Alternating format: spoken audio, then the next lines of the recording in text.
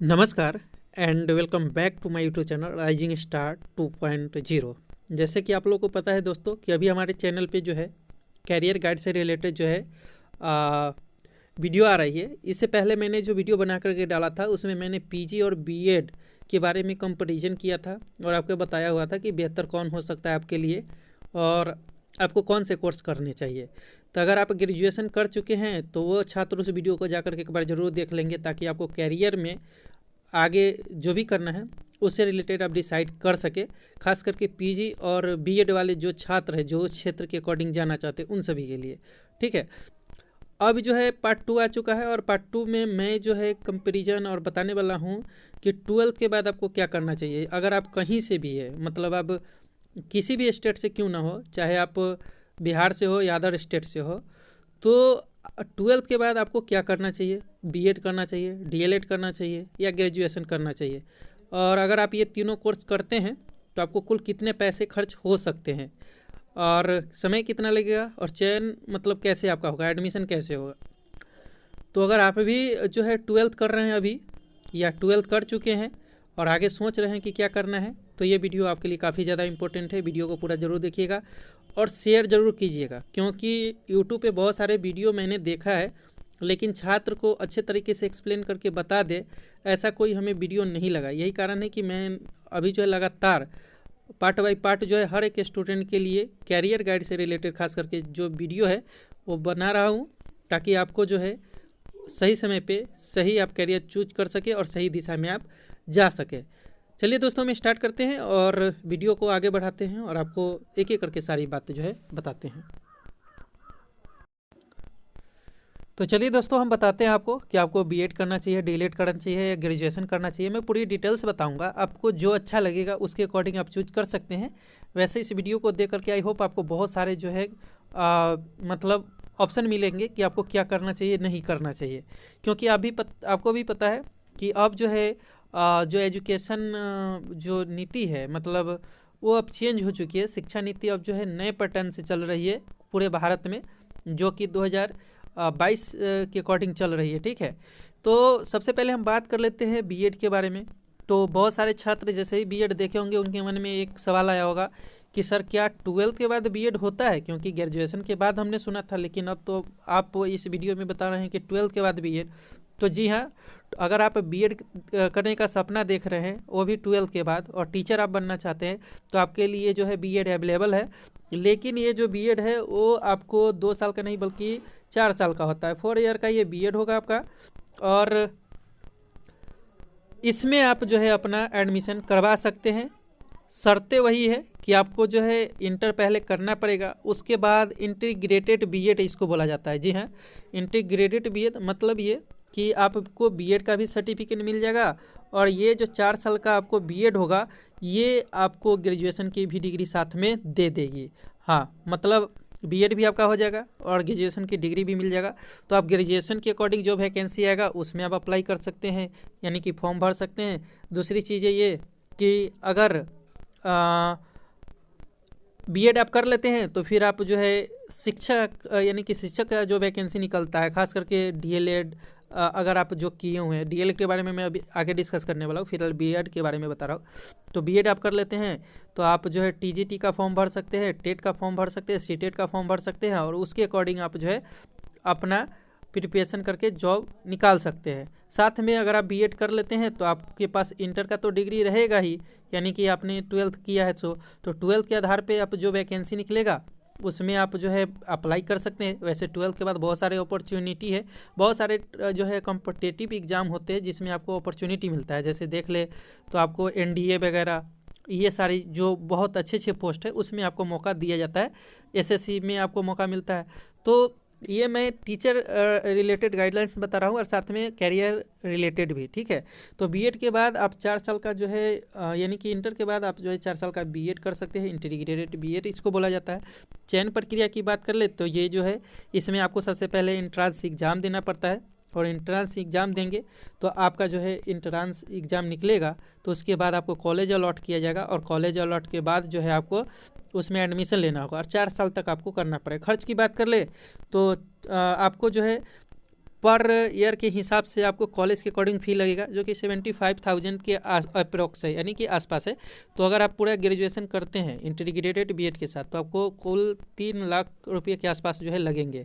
तो I hope आप समझ गए होंगे कि जो इंटर के बाद बीएड करने का सपना देख रहे हैं वो इस लाइन में जा सकते हैं, इंटीग्रेटेड बीएड वो कर सकते हैं, जो कि 4 ईयर का होगा। नेक्स्ट हम बात करें यहाँ पे डीएलएड के बारे में।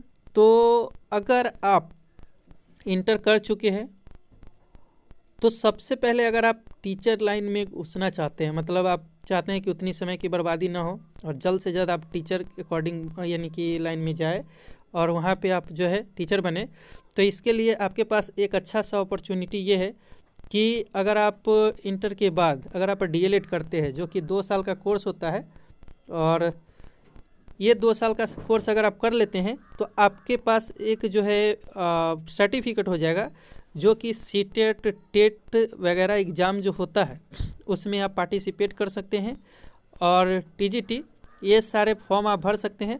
और टीचर के लिए जो वैकेंसी आता है, जो कि प्राइमरी टीचर के लिए होता है, आप भी समझते हैं कि जो प्राइमरी टीचर के प्राथमिक शिक्षक के रूप में जो है उसमें आप अप्लाई कर सकते हैं और टीचर आप बन सकते हैं। इसके लिए आपको जो है ग्रेजुएशन के बाद यानी कि इंटर के बाद 2 साल का डीएलएड कोर्स करना पड़ेगा। पैसे की बात कर लें तो अगर आपको सरकारी कॉलेज मिल जाता है डीएलएड के लिए, तो आप जो है 5 से यानी कि 15 से 20 हज़ार रुपये में आप कर सकते हैं। लेकिन अगर आपको प्राइवेट कॉलेज मिलता है तो वही आपको 1 लाख या 1 लाख समथिंग आपको रुपया जो है लग सकता है 2 साल में। तो आई होप आप समझ गए होंगे डीएलएड या बीएड मैंने अभी बताया।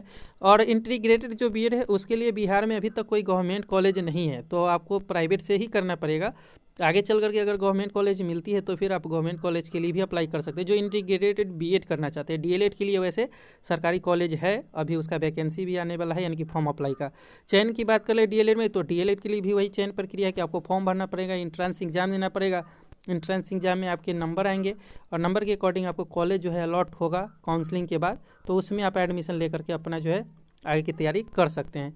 अब हम बात कर लेते हैं तीसरे नंबर में, जो कि हमारा है ग्रेजुएशन, कि अगर आप ग्रेजुएशन करना चाहते हैं तो डीएलएड और बीएड के बाद तो मैंने बता ही दिया कि अगर आप बीएड कर लेते हैं तो फिर आपको जो है सर्टिफिकेट मिल जाता है आपको इंटीग्रेटेड बीएड के बाद, बीएड का भी और ग्रेजुएशन का भी।